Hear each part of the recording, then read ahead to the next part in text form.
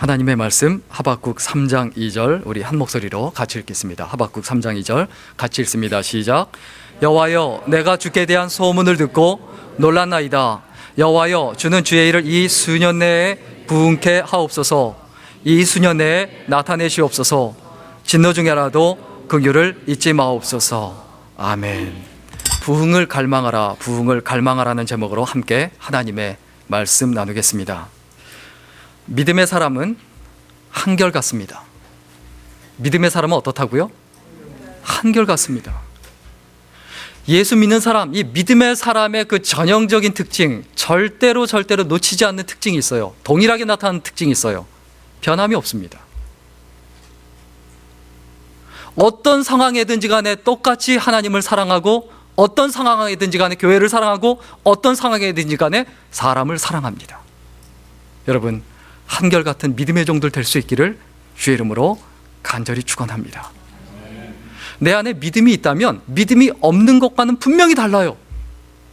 내 안에 믿음이 있다라고 하면 자기 아버지를 한번 아버지라고 여기고, 그리고 아버지라고 인식을 하게 되면 그 다음부터 끝까지 아버지예요. 죽어도 아버지예요. 내가 태어나서 한번 어머니라고 여기고 인식하게 되면 죽어도 끝까지 어머니예요. 안 바뀌어요. 마찬가지입니다. 내 안에 믿음이 있다. 하나님을 하나님으로, 주님을 주님으로 내 안에 받아들이게 됐다. 그러면 안 바뀌어요. 한결같다라는 거예요. 때로는 인간의 연약함과 부족함이 나타날 수도 있습니다. 그러나 그 근본적인 자세와 태도가 절대로 바뀌지 않습니다. 그것이 바뀌면 믿음의 사람으로 살아갈 수가 없어요.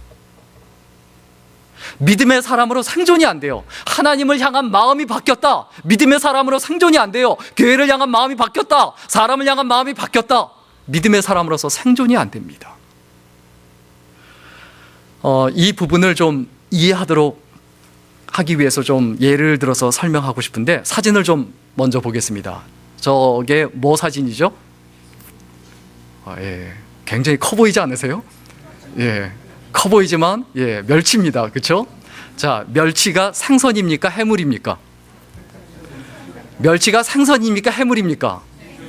자꾸 우리는 헷갈릴 수 있어요. 이거 해물 아닌가? 조그마니까. 멸치가 우습게 보이거든요. 그러나 이래봬도 멸치가 생선입니다. 그리고 이게 멸치가 뭐 엔초비냐 피시냐, 이거는 명확해요. 이건 피시예요. 그런데 생선도 그냥 생선이 아닙니다. 작다 뿐이지. 차로 치면 좋은 차입니다. 왜 그러냐면 블랙박스가 있거든요. 블랙박스가 있는 피시가 두 개가 있어요. 고등어하고 저거예요. 고등어하고 멸치. 이 블랙박스에 뭐가 기록되어 있냐면 나이가 몇 살, 어디서 나와서 어디로 와갖고 어디로 가는지, 그 머리에 있는 그 이석이라는 게 있습니다. 그것을 파악해보면 나이대 같은 게 있어서 몇 살인지, 얼만큼 살았는지, 언제 죽을지까지가 다 예측이 되는 게 멸치라는 저 피시예요. 자, 멸치가 뭐 생선이다, 해물이다, 상관없어요. 멸치는 생선이에요. 분명하다는 거예요. 그리고 그 습성을 가지고 있어요. 그거 안 바뀌어요. 멸치가 멸치로서의 습성을 잃어버리면 존재하지 못하고 사라지게 됩니다. 그러면 이 멸치가 어떤 생선입니까? 어떤 피시입니까? 모든 그 피시 중에 가장 약해요. 플랑크톤을 먹고 살아요. 그러면 그냥 계속해서 잡아 먹히기만 할 거 아니에요. 그러니까 어떻게 존재합니까? 그런데 절대로 개체수가, 멸치는 줄어들지가 않습니다. 왜 멸치가 개체수가 줄어들지 않고 오히려 더 많아지고, 그리고 이렇게 계속해서 숫자가 늘어나느냐? 그 이유와 그 비결이 있습니다. 공격하는 법도 없고 오히려 밥이 되어주고 계속 당하기만 하는데, 그런데도 불구하고 이 멸치가 사라지지 않는 그 이유, 그 존재하는 그 방법이 있는데, 그 다음 사진 보시면 멸치가 저렇게 때로 몰려다니죠. 여기에 비밀이 있습니다. 자, 아름답습니까? 아름답지 않습니까? 참, 뭐 멸치가 뭘로 비친 게 아니에요. 후레쉬 같은 걸로 뭐 비춘 게 아니에요. 그냥 멸치가 때로 다니는 모습을 보면 그 주변이 환해요. 여기에 비밀이 있어요. 멸치가 생존하는 비결, 첫째는 뭐냐면 다산이에요. 많이 나요. 조그맣지만 한 번에 알을 4,000개에서 5,000개 낳는데요. 그 조그만데 알을 몇 개요? 4,000개, 5,000개 낳아요. 엄청나게 많이 나요. 그리고 이 작은 몸집을 생각할 때 이렇게 많이 나지만 1년에 알을 낳을 때가 언제냐? 가리지 않고 한 겨울만 빼고 1년 내내 알을 낳아요. 1년 내내 계속 낳는 거예요. 계속. 그러니까 다산이에요. 멸치가 계속 존재하는 이유 뭐죠? 다산. 계속 낳는 거예요. 계속. 그 다음에 멸치가 두 번째로 계속 존재하고 생존하는 그 험악한 바다에서 가장 약한 피쉬로 살아가면서도 계속 존재하는 그 이유, 두 번째 이유는 멸치가 때로 몰려다닙니다. 군락. 함께 모여서 살아가요. 때로 몰려다녀 살아가요. 따로 떨어지면 어떻게 됩니까? 잡혀 먹어요. 때로 몰려다니며 살아가니까 작은 물고기들이, 웬만한 물고기들은 달려들지 못해요. 한 고래나 상어 정도 돼야 거기 달려들어서 먹지. 이 몰려있으면 못 먹어요. 그런데 거기서 떨어져 나오면 어떻게 됩니까? 네, 죽는 겁니다. 잡아먹히는 거예요. 떨어져 나오는 그 멸치들이 어떤 멸치입니까? 자기가 상어인 줄 알고 착각하는 거죠. 자기가 고래인 줄 알고 착각하는 거죠. 그러니까 몇몇 마리 그냥 몰려다니면 어떻게 됩니까? 다 죽어요. 한꺼번에. 그래서 몰려다니는데 멸치들이 보통 한 2만 마리까지 이렇게 한꺼번에 몰려다닌대요. 굉장히 많이 몰려다니죠. 그리고 건드리질 못해요. 그런데 참 여기서 희한한 게 있죠. 야, 멸치가 어떻게 떨어지지 않고 같이 이렇게 항상 몰려다니고, 또 멸치 이렇게 동영상이나 아마 직접은 거의 못 보셨겠지만 보신 적 있을 겁니다. 한 마리가 움직이면 동시에 어떻게 되죠? 아니 2만 마리가 동시에 쫙쫙 움직여요. 신기하지 않으세요? 이게 너무너무 신기합니다. 저도 그걸 보면 야, 신기하다. 근데 그게 왜 그러냐 하면 이유가 있습니다. 이 멸치 같은 것을 추광성 어류라고 합니다. 무슨 말이냐면 추광성이란 그 어류가 있고 배광성이라는 어류가 있어요. 빛이 있는데 빛을 피해가는 그 어류를 뭐라고 한다고요? 배광성이라고 합니다. 그리고 빛을 쫓아다니는 것을 뭐라고 할까요? 추광성이라고 해요. 이 멸치는 빛을 쫓아가요. 작은 빛을. 그런데 2만 마리씩 몰려 있으면 그 빛이 어떻게, 위에 있는 빛이 밑에까지 어떻게 옵니까? 이 멸치의 특징이 있어요. 굉장히 빛을 잘 받아서 반사해요. 서로가 서로에게 빛이 돼주는 거예요. 위에 있는 물고기가 다음에 있는 그 뒤에 있는 물고기에게 빛을 전달하고 빛을 전달하고 빛을 전달해서, 그래서 아까 사진 보셨죠? 마치 얼마나 빛이 자체적으로 발광하고 빛이 자체적으로 나오는 것처럼 굉장히 환하죠. 그래서 그 빛을 보고 약간 틀어도 그 빛에 의해서 거기에서 반응을 하는 거예요. 여러분, 이 물고기고 멸치에 불과하다 이렇게 우습게 되면 안 됩니다. 이렇게 하나가 될 줄 알고 빛을 따라갈 줄 알아요. 그리고 세 번째 비결이 있습니다. 세 번째 비결은 뭐냐면, 이 멸치가 이 험한 바다 속에서 생존하는 세 번째 이유는 뭐냐면 정착이에요. 어류는 두 종류의 어류가 있어요. 하나는 뭐냐면 회유성 어류가 있고 정착성 어류가 있어요. 야, 오늘 좀 멸치에 대해서 굉장히 많이 공부하시는데, 회유성 어류는 뭐냐 하면, 스시 하시는 분들도 좀 잘 참고하시면 좋겠죠. 회유성 어류는 장거리 이동을 하는 어류예요. 그러니까 알을 낳기 위해서 멀리 바다에서, 연어 같은 경우는 강으로까지 거슬러 올라가죠. 이런 것들을 뭐라고 한다고요? 회유성 어류라고 합니다. 이런 것을 산란회유라고 하고, 그 다음에 상륙회유라고 하는데, 태어난 곳과 그 다음에 서식하는 곳이 달라요. 태어났지만 서식하는 곳으로 옮겨가요. 이것을 상륙회유라고 해요. 그 다음에 세기회유라고 있습니다. 찾는다라는 것. 먹을 것을 찾아서 뭐 여기저기 끝까지 쫓아다니는 그 물고기를 세기회유라고 하죠. 그런 종류의 물고기를. 그 다음에 적온회유라고 있습니다.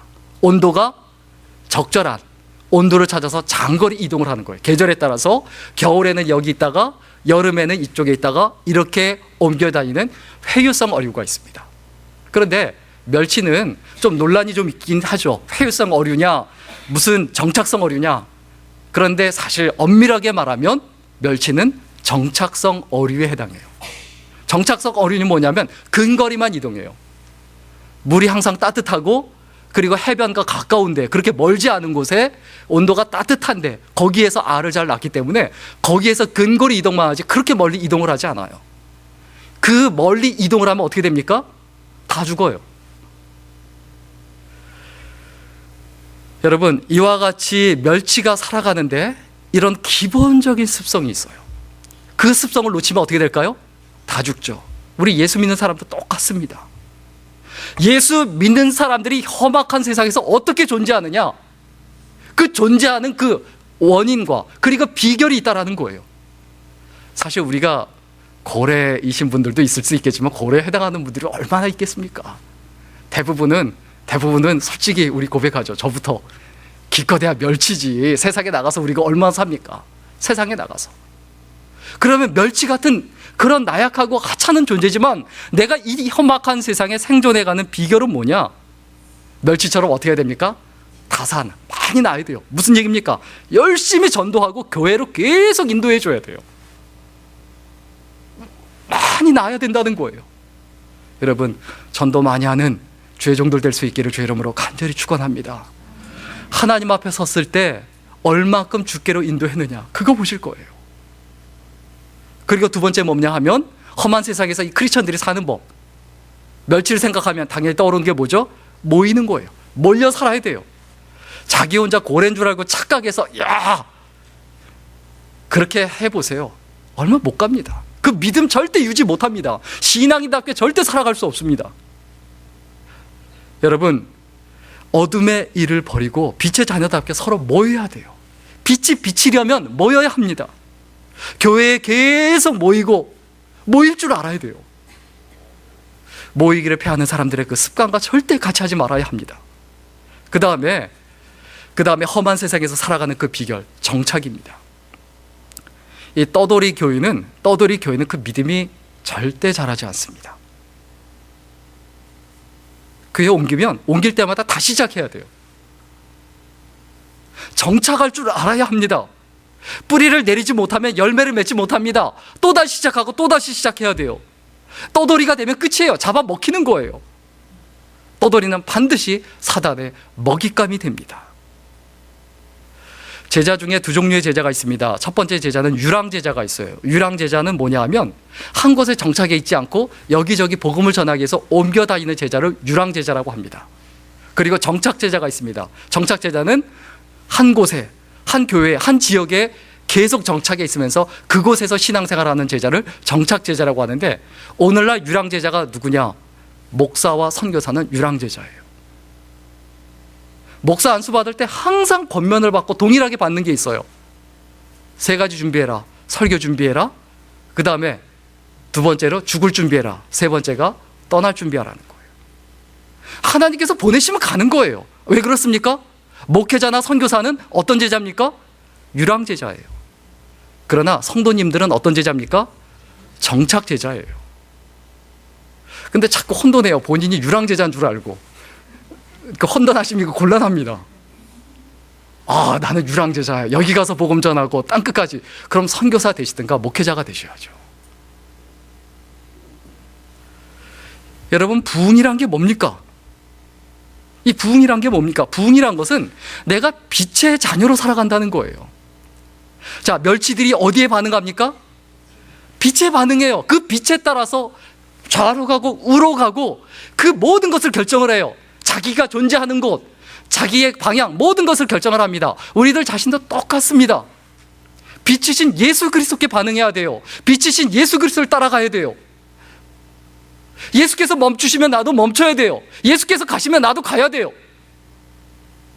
내가 어디에 반응하는 사람인가? 그 빛에 반응하지 않으면, 빛이신 예수 그리스도께 반응하지 않으면 우리는 반드시 사단의 먹잇감이 된다는 것을 반드시 기억해야 합니다.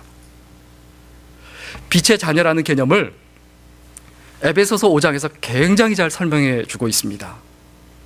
좀 파워포인트를 보면서 제가 읽어드릴 테니까 빛의 자녀가 어떤 사람인지, 어떤 존재인지 좀 생각해 봤으면 좋겠는데요. 에베소서 5장 1절에서 14절까지 보면, 1절에 보면 먼저 그러므로 사랑을 받는 자녀같이 너희는 누구를 본받는 자가 되고, 그렇죠, 하나님을 본받는 자가 되고, 이게 빛의 자녀예요.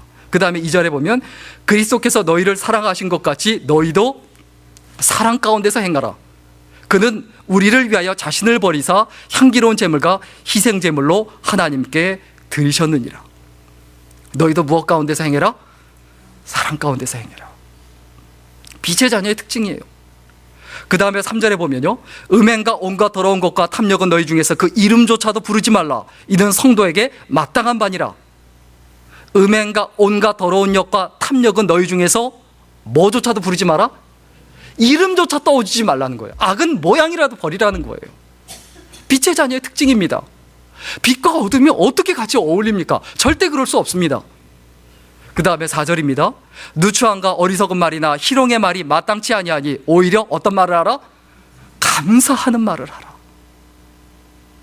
예수 믿는 사람의 가장 기본적인 습성과 특성이 무엇이어야 합니까? 하나님께 감사하고, 부모님에게 감사하고, 회사에서도 감사하고, 가장 기본적인 감사하는 태도를 가져야 돼요. 감사하지 않으면, 감사하지 않는 것은 다 내 곁을 떠나가게 돼 있어요. 내가 떠나든 그 사람이 떠나든 하나님께 감사하지 않으면 내가 하나님을 떠나게 돼 있어요. 감사할 줄 알아야 합니다. 그 다음에 5절에 보면 너희도 정녕 이것을 알거니와 음행하는 자나 더러운 자나 탐하는 자가 우상 숭배자는 다 그리스도와 하나님 나라에서 기업을 얻지 못하리니 6절 누구든지 헛된 말로 너희를 속이지 못하게 하라. 이로 말미암아 하나님의 진노가 불순종의 아들들에게 임하나니. 헛된 말로 너희를 뭐하지 못하게 하라고요? 속이지 못하게. 여러분, 내가 속지 말아야 되고 다른 사람도 속지 않게 해야 돼요. 그 다음에 7절에 보면 그러므로 그들과 함께하는 자가 되지 말라. 8절에요. 너희가 전에는 어둠이더니 이제는 주 안에서 무엇이라? 빛이라. 그 다음에 무엇처럼 행하라? 빛의 자녀들처럼 행하라. 빛의 열매는 뭐라고요?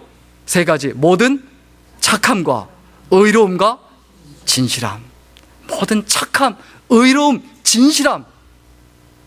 이게 빛의 자녀예요. 그리고 10절에요. 주를 기쁘시게 할 것이 무엇인가 시험하여 보라. 너희는 열매 없는 어둠의 일에 참여하지 말고 도리어 책망하라. 열매 없는 어둠의 일을 어떻게 하라고요? 책망하라. 하나님 보시기에 합당치 않고 아름답지 않은 것은 과감하게 어떻게 해야 됩니까? 절대 안 된다. 죽어도 안 된다. 하나님께서 기뻐하시지 않는다. 하나님 영광 가리운다. 그건 어둠의 일이다. 냉정하고 정확하고 분명하게 선을 그을 줄 알아야 합니다. 그렇지 않으면 어둠의 시대인 하박국의 선지자의 시대로 돌아가고 예레미야 시대로 돌아가고 광야 생활로 또 돌아갑니다. 12절에 그들이 은밀히 행하는 것들은 말하기도 부끄러운 것들이라. 어둠의 자녀들이 행하는 것들은 어떻습니까? 누구한테 뭐 했다고 말하기도 부끄러운 건데 나중에 보면 어떻게 합니까? 그걸 자랑거리로 여겨요. 바람핀 거 자랑거리로 여기고, 도박에서 땄다고 자랑거리로 여기고, 남의 거 정말 범죄를 저질러서 돈을 모은 다음에 그 돈 가지고 좋은 차 샀다고 또 자랑하고. 예수 믿는 사람의 삶이 아니죠. 그리고 13절에 뭐라고 되어 있습니까? 그러나 책망을 받는 모든 것은 빛으로 말미암아 드러나는 것마다 빛이니라. 책망을 받는 그 모든 것은 다 드러난다. 결국 누가 빛의 역할을 한다는 거예요? 책망하는 사람이에요.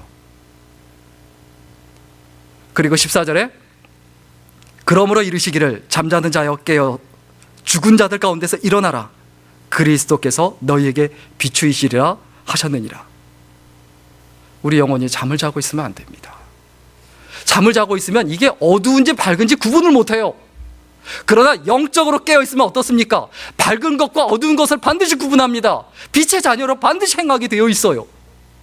여러분, 멸치처럼 추광성입니까? 배광성입니까?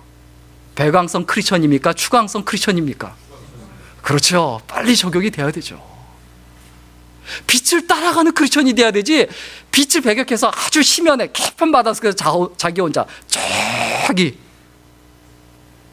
그렇게 살아가는 그 물고기가 우리는 아니라는 거예요.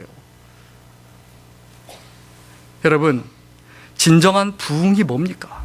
빛의 자녀로 행하는 거예요. 빛의 자녀로 살아가는 거예요.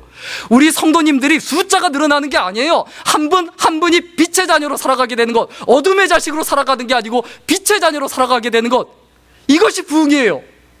내 마음속의 죄악, 내 삶 속의 죄악, 잘못된 것들 다 덜어내고 씻어내버리고 빛의 자녀로 생활하는 게, 가정에 있든 교회에 있든 직장에 있든 어느 자리에 있든 빛의 자녀로 살아가게 되는 것, 그것이 바로 부흥입니다. 여러분, 그 부흥을 갈망하는 주의 종들이 될 수 있기를 간절히 축원합니다. 여러분, 무엇을 갈망하세요? 정말 뭘 원하세요? 어둠의 자녀로 살아가는 이유가 있습니다. 돈을 갈망하니까, 명예를 갈망하니까, 인기를 갈망하니까, 재미를 갈망하니까. 그러니까 어둠의 자녀로 계속 살아갈 수밖에 없고, 주님을 따라가는 그 주광성 크리스천이 아니라 배광성 크리스천이 돼서 계속 어떻게 합니까? 어둠을 쫓아가죠. 그 은밀한 곳에서 말하기도 부끄러운 일들을 행하면서 내가 찬양하고, 내가 경배하고 예배하고, 내가 헌금 드렸으니까 됐다, 그 죄를 여전히 지으면서도 내가 교회에 와서 기도하니까 내가 됐다, 내 죄를 다 씻어주실 거야, 그리고 여전히 죄 가운데 있고, 그러면 진짜 크리스천인가? 내가 계속 그렇게 살다가 하나님 앞에 갔을 때 나는 너를 모른다, 하나님께서 그렇게 하면 어떻게 하겠습니까? 하나님 앞에 우리가 빛의 자녀로 분명하고 명확하게 살아갈 줄 알아야 합니다. 이러한 빛의 자녀로 살아가는 부흥의 그 전제 조건이 있어요. 두 가지입니다. 하나는 뭐냐면 문제의식을 가져야 돼요. 이 크리티컬 마인드가 있어야 돼요. 위기의식이 있어야 돼요. 뭐가 문제인가? 내 삶에 뭐가 문제인가? 이 문제의식을 갖기 위해서 던져야 될 두 가지 질문이 있어요. 하나는 뭐냐면 무엇을 갈망하고 있는가? 내가 어떤 것을 갈망하고 어떤 것을 바라고 있는가? 그것이 나예요. 내가 진짜 이게 되면 죽어도 여한이 없다라는 그 갈망이 무엇인가? 내가 정말 무엇을 위하여 살아가는 사람인가? 명확하고 분명하게 선을 그을 줄 알아야 합니다. 그리고 여러분, 무엇 때문에 힘드세요? 돈 때문에 힘드세요? 인기 때문에 힘드세요? 사람 때문에 힘드세요? 예수 믿는 사람은 어떤 것 때문에 힘들까요? 삶의 문제가 뭐가 삶의 문제일까요? 여러분, 삶의 문제가 뭡니까? 하박국 선지자에게 삶의 문제는 뭐였습니까? 하박국 선지자의 고통은 뭐였습니까? 진짜 괴로워서 몸부림치며 힘들어했던 그것이 무엇이었냐? 돈이 없는 것? 몸이 아픈 것? 뭐 인간관계 갈등? 전혀 그런 거 아니에요. 하박국 선지자의 갈등이 뭐였습니까? 하박국 1장 2절에서 4절까지 우리 같이 읽겠습니다. 하박국 1장 2절에서 4절입니다. 시작. 여호와여, 내가 부르짖어도 주께서 듣지 아니하시니 어느 때까지리이까? 내가 강포로 말미암아 외쳐도 주께서 구원하지 아니하시나이다. 어찌하여 내게 죄악을 보게 하시며 패역을 눈으로 보게 하시나이까?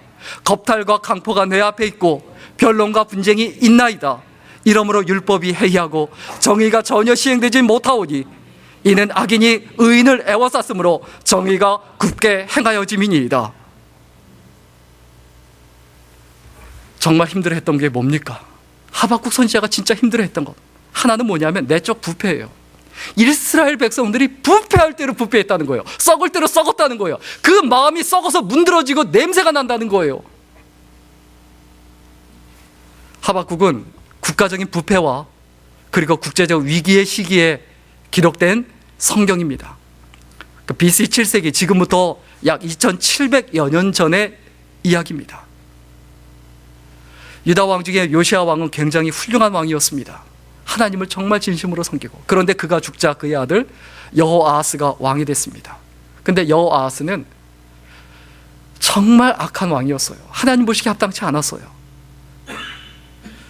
이 여호아하스가 왕위를 이은 지 3개월 만에 어떤 일이 있느냐? 애굽 왕이 유다를 침공해서 여호아하스가 폐위되고 그의 동생 여호아김이 왕이 됩니다. 그런데 이 여호아김은 더 악한 왕이에요.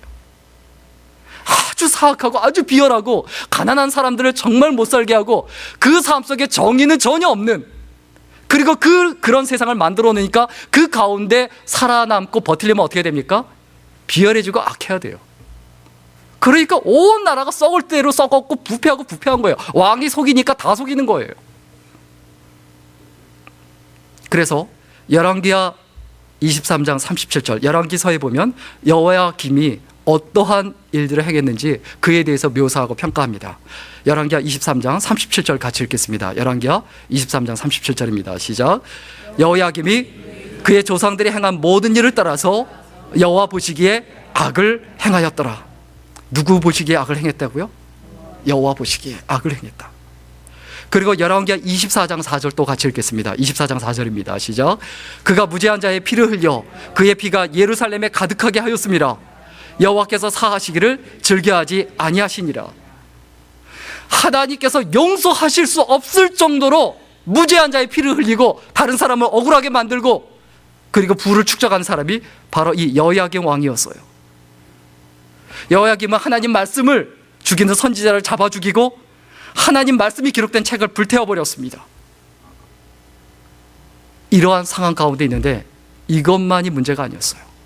국제적으로 어떤 가운데 있었냐? 외부의 그 침략에 부딪혀 있었어요. 바벨론이라는 나라가 일어나서 이집트를 무너뜨리고 그 다음에 이스라엘까지 유다에까지 침공해서 유다까지 노예로 만들고 종살이를 시키려는 그런 위기 가운데 있었어요. 이때 답답하니까 하박국 선지자가 오늘 성경 본문 앞부분 하박국 1장에 뭐라고 말합니까? 하나님 앞에 간절히 기도해요. 아까 읽었죠? 하박국 1장 2절에서 4절. 하나님, 이런 상황에서 내가 할 수 있는 게 기도밖에 없는데 하나님께 부르짖는데 하나님께 기도하는데 왜 내 기도를 들으지 않으십니까? 여러분, 언제 죽을 것 같습니까? 내가 하나님께 기도하는데 하나님께서 내 기도에 전혀 응답하지 않으시는 거예요.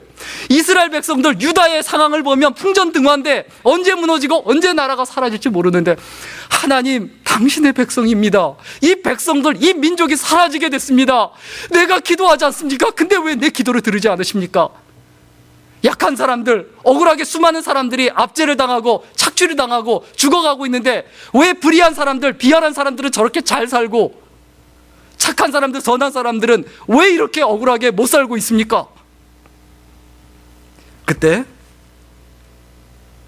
하나님께서 하박국 2장에서 응답하고 대답하세요. 그 대답이 하박국 2장이에요. 하박국 2장 3절에 이렇게 말합니다. 그 종말이 속히 이르겠고 결코 거짓되지 아니하리라. 비록 더딜지라도 기다리라. 지체되지 않고 반드시 응하리라. 그 악한 자들을 하나님께서 절대로 그냥 놓아두시지 않는다는 거예요. 그래서 하박국 선지자가 하박국 2장 4절 로마서의 근간이 된 하박국 선지자의 이 말, 하박국 2장 4절 우리 같이 읽겠습니다. 하박국 2장 4절입니다. 시작. 보라, 그의 마음은 교만하며 그 속에서 정직하지 못하나니 의인은 그의 믿음으로 말미암아 살리라. 의인은 무엇으로 말미암아 산다고요? 믿음으로 말미암아. 하나님의 사람은 믿음으로 삽니다. 돈으로 사는 거 아닙니다. 인기로 사는 거 아닙니다. 직업으로 사는 거 아닙니다. 하나님의 사람은 오직 믿음으로 말미암아 살아간다는 것을 반드시 기억해야 합니다. 하나님께서 옳다 여기시는 것에 목숨 걸어야 합니다. 하나님께서 기뻐하시는 것에 목숨을 걸어야 합니다. 그것이 의인입니다. 그것이 크리스천입니다. 또 하박국 선지자가 하박국서 2장 14절에 또 뭐라고 말합니까? 2장 14절 같이 읽겠습니다. 시작. 이는 물이 바다를 덮은 같이 여호와의 영광을 인정하는 것이 세상에 가득함이니라. 하나님께서 뭐라고 선포하십니까? 내 영광이 이 땅에 가득하게 하겠다. 물이 바다를 덮은 같이 여호와의 영광을 인정하는 그 때가 반드시 올 것이고 그리고 그 때가 멀지 않았다라는 하나님의 약속입니다. 그 약속을 듣고 하박국 선지자가 3장에서 기도합니다. 시기온에 맞춘 바 선지자 하박국의 기도라. 찬양에 맞추어 예배에 맞추어 기도합니다. 부흥이 이루어지려면 먼저 문제의식이 있어야 돼요. 뭐가 문제인가? 나를 짜증나게 하는 누군가 문제가 아니에요. 내가 문제예요. 내 안에 죄가 문제예요. 내 안에 더러움이 문제예요. 내 안에 빛을 향하지 않는 그 습성이 문제예요. 그게 문제인데 자꾸 우리는 남 탓해요. 자신의 허물을 보지 못하고 계속 남의 허물만 봐요. 그래서 힘들다 어렵다 해요. 여러분, 자기 자신의 부족함과 허물, 그것 때문에 위기가 생겼다는 것을 깨닫고 난 다음에 그 다음에 가져야 될 의식이 있습니다. 첫 문제의식을 가진 다음에 두 번째는 사명의식이에요. 사명의식. 그는 기도하면서 주께 대한 소문을 듣고 어떻다라고 표현했죠? 놀랐다. 그 소문이 뭡니까? 주께 대한 소문. 하박국 3장 3절에서 15절이에요. 길지만 중요하기 때문에 읽어드리겠습니다. 하박국 3장 3절에서 15절인데 3절에 보면 하나님이 대만에서부터 오시며 거룩한 자가 바란산에서부터 오시는도다. 셀라. 그의 영광이 하늘을 덮었고 그의 찬송이 세계에 가득하도다. 이게 주께 대한 소문이고 이야기예요. 근데 하나님이 어디서부터 오신다고요? 대만에서부터 오시고 거룩한 자가 바란산에서부터 온다. 이 대만과 바란이 어디냐 하면 에돔의 후예들, 에돔 족속들, 에서의 후예들이 사는 곳이에요. 그런데 거기에서 광야 생활을 할 때 하나님께서 70인 장로들에게 나타나셨어요. 그들에게 하나님의 신을 부어주기 위해서, 성령님을 부어주기 위해서 나타나셨던 그 장소, 그것이 더러운 곳이고 그것이 부패한 곳이지만 바로 그곳에서도 하나님의 역사가 나타난다는 거예요. 그리고 4절에 그의 영광이 햇빛 같고 광선이 그의 손에서 나오니 그의 권능이 그 속에 감추어졌도다. 5절입니다. 역병이 그 앞에서 행하며 불덩이가 그의 발 앞에서 나오는도다. 그가 서신즉 땅이 진동하며 그가 보신즉 여러 나라가 전율하며 영원한 산이 무너지며 무궁한 작은 산이 엎드려지나니 그의 행하심이 예로부터 그러하시도다. 내가 본즉 구산의 장막이 환란을 당하고 미디안 땅의 휘장이 흔들리는도다. 여호와여 주께서 말을 타시며 구원의 병거를 모시오니 강들을 분명히 여기심이니까, 강들을 노여하심이니까, 바다를 향하여 성내심이니까. 주께서 활을 꺼내시고 화살을 바로 쏘셨나이다. 주께서 강들로 땅을 쪼개셨나이다. 산들이 주를 보고 흔들리며 창수가 넘치고 바다가 소리를 지르며 손을 높이 들었나이다. 날아가는 주의 화살과 빛과 번쩍이는 주의 창의 광채로 말미암아 해와 달이 그 처소에 멈추었나이다. 주께서 노를 바라사 땅을 두르셨으며 분을 내사 여러 나라를 밟으셨나이다. 주께서 주의 백성을 구원하시려고 기름 부음 받은 자를 구원하시려고 나오사 악인의 집에 머리를 치시며 그 기초를 바닥까지 드러내셨나이다. 그들이 회오리처럼 이르러 나를 흩으려 하며 가만히 가난한 자 삼키기를 즐거워하나 오직 주께서 그들의 전사의 머리를 그들의 창으로 찌르셨나이다. 주께서 말을 타시고 바다 곧 큰 물의 파도를 밟으셨나이다. 무슨 이야기입니까? 하나님께서 불의한 것을 절대로 그냥 놔두시지 않고 반드시 심판하신다는 거예요. 이러한 주께 대한 소문을 들은 사람은 어떤 상태에 빠집니까? 그 상태를 빠진 것, 그것이 바로 16절입니다. 하박국 3장 16절 우리 같이 읽겠습니다. 하박국 3장 16절입니다. 시작. 내가 들었으므로 내 창자가 흔들렸고 그 목소리로 말미암아 내 입술이 떨렸도다. 무리가 우리를 치러 올라오는 환난 날을 내가 기다림으로 썩이는 것이 내 뼈에 들어왔으며 내 몸은 처소에서 떨리는도다. 여기서 놀랐다라는 것을 16절에 정확하게 표현하죠. 내가 들었으므로 뭐가 흔들린다? 내 창자가 흔들리고 그 목소리로 말미암아 내 입술이 떨린다. 여러분, 무엇이 두려우세요? 하나님 바라보고 하나님 따라가고 하나님 의지하고 하나님 말씀 들으면 하나님 두려워할 줄 알아야 돼요. 당연한 겁니다. 하나님이 두렵지 않으면 세상이 두려운 거예요. 여러분, 뭐가 두려우세요? 하나님 앞에 두렵고 떨림으로 행할 줄 아는 경건한 믿음의 종들 될 수 있기를 주의 이름으로 간절히 축원합니다. 경건이란 말이 뭡니까? 두렵고 떨림으로 한다는 거예요. 하나님을 두려워할 줄 알고 하나님 앞에서 떨 줄 알아야 합니다. 예배 드릴 때 하나님 존전 앞에서 두려움을 가지고 간절한 마음으로 예배 드릴 줄 알아야 돼요. 여러분, 재미가 그렇게 좋으세요? 돈 많은 게 그렇게 좋으세요? 남들한테 돈 자랑하는 게 그렇게 좋으세요? 여러분, 믿음의 사람이 마음속에 무엇을 간직하고 무엇을 품고 살아가겠습니까? 하나님의 사람 보세요. 욥과 같은 부자도 있지만 아주 가난하고 집도 없던 사도 바울과 같은 사람도 있어요. 내가 부자다 가난하다 상관없어요. 중요한 건 뭡니까? 내가 하나님을 두려워하느냐 두려워하지 않느냐예요. 오늘 본문을 생각하며 우리의 간절한 사명을 분명히 해야 합니다. 이게 부흥입니다. 우리가 기도할 때 우리의 사명을 놓고 기도해야 돼요. 두 가지 기도죠. 하나는 뭡니까? 하나님을 향한 사명을 놓고 기도해야 돼요. 우리 오늘 본문에 이 부분, 여호와여 주는 주의 일을 이 수년 내에 부흥케 하옵소서, 이 수년 내에 나타내시옵소서. 하박국이 하나님의 음성을 듣고 주께 대한 이야기를 듣고 기도하는데 어떤 기도를 합니까? 하나님, 그 여호야김 왕 못된 왕입니다. 처단해 주시옵소서. 이런 기도 안 했어요. 바벨론 무너뜨려 주시옵소서, 이집트 무너뜨려 주시옵소서, 이런 기도 안 했어요. 여호와여, 주는 주의 일을 이 수년 내에 부흥케 하옵소서. 주의 일을 일으켜 주옵소서. 하나님의 역사가 교회에서 나타나게 하시고 하나님의 가정에서 나타나게 하시고 하나님의 백성들 가운데서 나타나게 하여 주옵소서. 이것이 하박국 선지자의 기도였습니다. 여기서 수년 내에 부흥케 하옵소서. 이 수년이란 말이 뭡니까? 내가 살아있는 동안에, 나의 날들 동안에 가능하면 빨리 하나님의 때에 제발 이 일을 나타내 보여 주옵소서. 그 때를 내가 결정하지 않고 하나님께 의지하고 의탁합니다. 더 걸린다 할지라도 내가 참고 기다리겠습니다. 그러나 제발 부탁드립니다. 하나님, 이곳에서 우리를 꺼내 주옵소서. 그리고 우리 가운데서 하나님의 역사와 그 부흥이 나타내 주옵소서. 이것이 하박국 선지자의 애절하고 간절한 기도입니다. 그리고 하박국 선지자의 또 두 번째 기도가 뭐였습니까? 사람을 향한 사명이에요. 그 사람을 향한 사명이 뭡니까? 하나님, 이 백성 불쌍히 여겨 주옵소서. 너무도 죄악되고 너무도 부끄럽고 너무도 부패하고 하나님을 무시하고 예배를 우습게 알고 겉으로는 하나님을 경배한다고 하고 하나님을 노래한다고 하지만 실제로는 풍요의 신 바알을 섬기고 실제는 다산의 신 아세라를 섬기고, 그리고 그 바알과 아세라를 섬길 때 자식을 거기다 불에 던져서 자식까지 던져 타워버려요.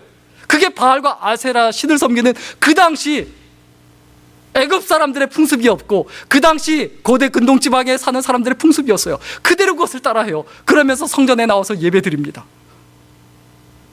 그때 하나님께서 그들을 어떻게 여기실까요? 가증스럽다. 하박국 선지자가 선지자로서 뭐라고 기도합니까? 하나님, 진노 중에라도 긍휼을 잊지 마옵소서. 당신의 백성입니다. 하나님, 불쌍히 여겨 주옵소서. 우리의 마음속에 진정한 부흥이 일어나야 합니다. 그 부흥이 뭡니까? 하나님, 불쌍히 여겨 주시고 내 안에 불의한 것들이 사라지게 하소서. 의롭지 않은 것들이 사라지게 하시고 내 안에 하나님께서 옳다 여기시는 것, 하나님께서 기뻐하시는 것만이 살아 움직이게 하여 주옵소서. 이게 우리의 기도가 되어야 되지 않을까요? 하박국 선지자가 말하는 부흥이 뭡니까? 그게 하박국 서의 결론입니다. 하박국 3장 17절에서 19절입니다. 우리 하박국 3장 17절에서 19절 같이 천천히 읽겠습니다. 17, 18, 19절입니다. 같이 읽겠습니다. 시작. 나무가 무성하지 못하며 포도나무에 열매가 없으며 감람나무에 소출이 없으며 밭에 먹을 것이 없으며 우리의 양이 없으며 외양간에 소가 없을지라도 나는 여호와로 말미암아 즐거워하며 나의 구원의 하나님으로 말미암아 기뻐하리로다. 주 여호와는 나의 힘이시라. 나의 발을 사슴과 같게 하사 나를 높은 곳으로 다니게 하시리로다. 이 노래는 지휘하는 사람을 위하여 내 수금에 맞춘 것이니라. 하박국 선지자가 말하는 부흥은 뭡니까? 우리가 갑자기 부자가 되는 것이요? 로또 맞는 것이요? 내가 싫어하는 사람이 눈앞에서 사라지는 거요? 여러분, 우리의 마음속에 기억해야 될 것, 부흥을 갈망해야 합니다. 그 부흥이 뭡니까? 진정한 부흥이란 건 뭡니까? 하나님으로 인하여 즐거워하는 것이에요. 그러니까 항상 기뻐할 수 있는 거예요. 항상 기뻐하라. 목적을 넣어야 돼요. 하나님을 항상 기뻐하라. 하나님을 기뻐하는 사람 늘 기쁠 수밖에 없어요. 늘 감사할 수밖에 없어요. 하나님을 즐거워하는 것, 이게 진짜 부흥이에요. 그 다음에 진짜 부흥이 뭡니까? 19절에 있는 말씀대로 하나님에게서 힘을 얻는 거예요. 언제 힘이 나세요? 언제 신나세요? 주께 힘을 얻고 그 마음의 시온에 데려가 있는 자는 복이 있다고 했어요. 내가 누구에게서 무엇으로부터 힘을 얻느냐? 막내 보면서 좋다, 즐겁다. 물론 그럴 수 있죠. 사랑하는 사람 보면서 좋다, 즐겁다. 근데 그 좋던 사람이 언제 미워질지 몰라요. 언제 미운 짓 할지 몰라요. 우리의 삶 속에 진정한 부흥은 무엇인가? 하나님을 바라보고 하나님을 따라가고 하나님으로 인하여 즐거워하고 하나님에게서 힘을 얻어서 이 세상에서 정복하고 다스리는 것이다. 이것을 분명히 기억하고 하나님 앞에 늘 언제든지 간에 진정한 부흥을 이뤄나가는 귀한 믿음의 생애, 그리고 아름다운 생애가 될 수 있기를 주의 이름으로 간절히 축원합니다. 기도하겠습니다. 살아계신 하나님, 이 시간 진정한 부흥이 무엇인지, 그리고 우리가 갈망해야 될 부흥이 무엇인지를 이 시간 생각해 보았습니다. 우리의 삶 속에 어둠의 자녀로서 행하던 그 길에서 벗어나서 이제는 빛의 자녀로 옳은 것, 바른 것을 마음에 새기게 하시고 어느 자리에서 무엇을 하든지 간에 하나님께 영광 돌릴 수 있는 믿음의 삶을 살아가는 우리들이 되게 하여 주옵소서. 주님으로 인하여 힘을 얻고 주님으로 인하여 기뻐하고 즐거워하는 아름다운 생애가 되게 하여 주옵소서. 예수님의 이름으로 기도드렸습니다. 아멘.